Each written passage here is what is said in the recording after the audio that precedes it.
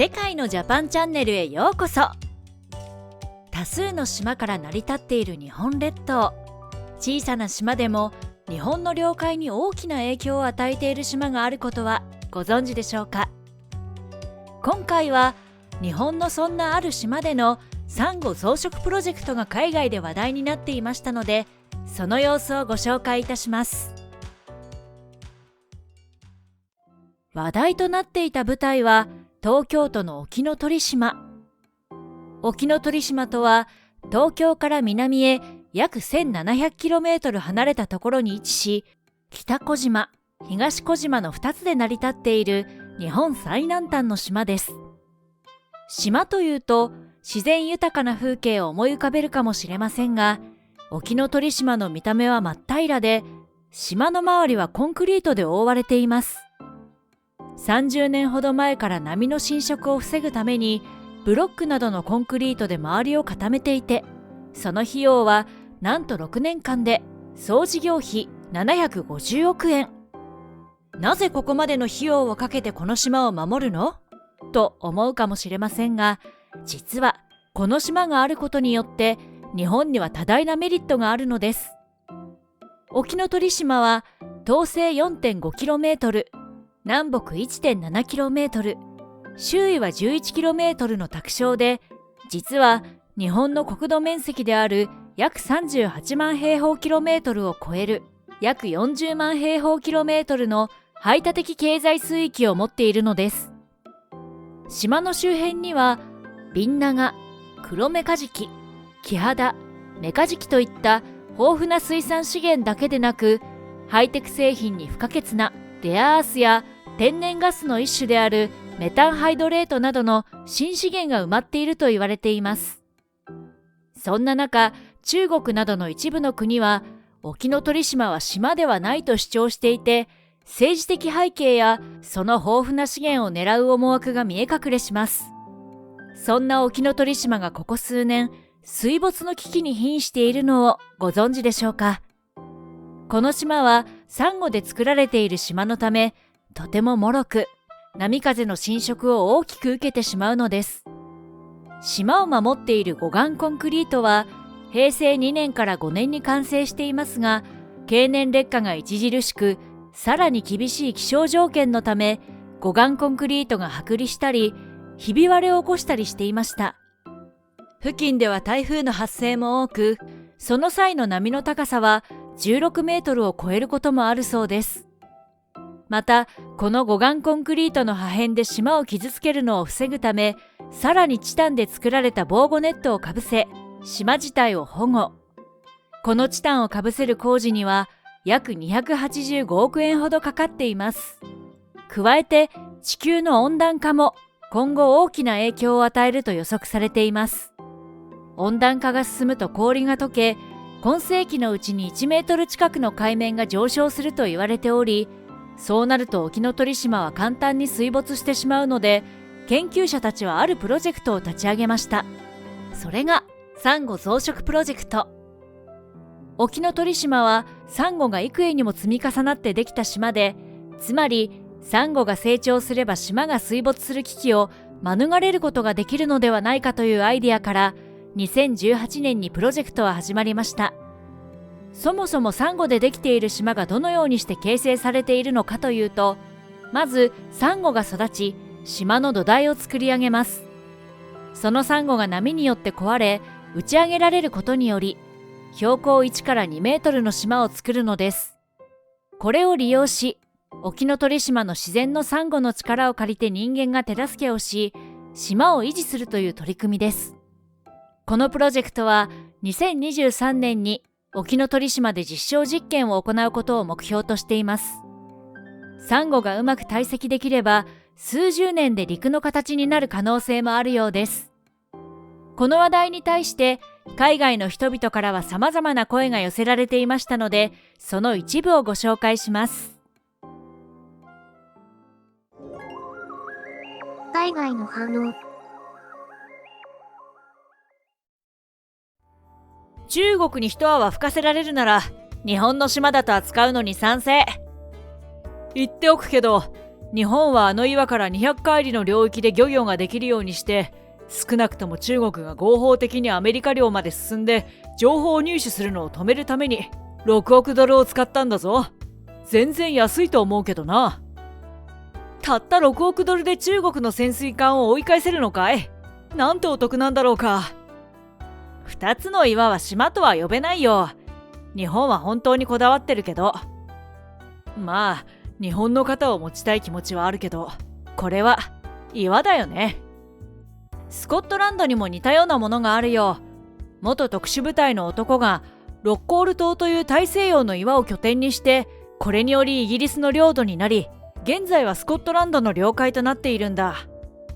中国は他国の領土を自国の領土だと主張するのが好きだね。岩って言ってるのは中国とか韓国だけで、ちゃんと公的に認められた島じゃん。干潮時には島はもっと広い面積になるんだよ。元は明らかな島だったが、波の浸食でかなり小さくなったから、このままだと消失の恐れがあるので工事して保護している。もともと岩だったものを島だと言い張っているわけではないわけだしね。昔の写真見ればわかるけど、地味にでかかったよね、昔は。波による浸食でこんなに小さくなってびっくりだよ。俺たちよりも金をかけられてる岩だな。セレブな岩だぜ。頑張れ、高級なコンクリート。潮に負けるな。サンゴ礁は島ではなく海の特性だよ。海の特性や人工島は排他的経済水域の対象ではない。こんな馬鹿げた主張を認めることは、中国の主張や南シナ海の人工島建設を正当化させるだけじゃないかな。サンゴ礁を島と認めなかったら、海に面した国すべてが損するぞ。アメリカもハワイ沖の干渉を使って領域広げてるだろ。突き出たサンゴ礁に砂が堆積してできた国々だってたくさんあるのにな。サンゴ礁の島を島と認めないなら、それらの国がなくなる。とんでもない暴論だよ。海面が上がったら領土を失うというルールを今のうちに撤廃すればいいんじゃないかな。別に日本だけの問題じゃないんだからさ。沖ノ鳥島は国連で大陸棚の起点とされている。大陸棚は陸地の海岸線が起点となるので、国連が島だと認めているということだよ。国際法では、自然にできたもので常に海面上に出てるものは島だから、領土と領海を主張できるね。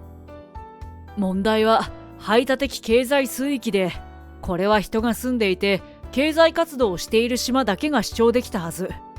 時々人が泊まり込みで護岸工事したり気象観測したりするのをどう判断するかだね。以上が海外の人々の反応でした。沖ノ鳥島を島と呼ぶかどうかは賛否両論が湧き上がっているようです。しかし、日本が頑張って島を守っている様子には理解を示されているようですね。海に囲まれている領土を持つ国にとっては、温暖化問題というのは今後さらに大きな問題になっていきそうです。そもそも島というのは国連海洋法条約において自然に形成された陸地であり、周囲を水に囲まれ、高潮でも水面上にあるものと定められていますが、今現在の沖ノ鳥島は満潮時には海面からわずか数十センチ顔を覗かせる程度となっています。しかし干潮時には東京ドーム100個分以上の面積になり、国連の定義に当てはめると沖ノ鳥島は間違いなく島ということになります。さて、今回ご紹介した沖ノ鳥島は日本の最南端の島ですが、他の東西南北それぞれ一番端にある島はどこかご存知ですか？東は東京都の南鳥島。日本が保有する島で唯一排他的経済水域が他の島とも接していない貴重な島となっています。島には海上保安庁、海上自衛隊、気象庁の施設があり、それぞれの職員だけが島に上陸することを許されています。民間で南鳥島へ行ける人は工事の関係者など特別な許可をもらった人だけに限られているため、観光で行くことはできません。そして沖ノ鳥島同様、名前に鳥島とつきますが、この鳥とはアホウドリのことを指します。アホウドリというのはその名の通り、天敵がいなさすぎて警戒心がなくなってしまったアホな鳥。それゆえ、隣で仲間が捕まっていても逃げないため乱獲に遭い、絶滅に瀕しています。そのアホウドリは世界最大の鳥としても知られており、その大きさから外敵から見つけやすかったということもあるようです。このアホウドリが飛んでいく先には島があるため、アホウドリを追いかけて見つけた島に〇〇鳥島という名前が付けられたのです。西は沖縄県の与那国島。与那国島は東西南北の端に位置する島の中で唯一民間人が行くことができる島です。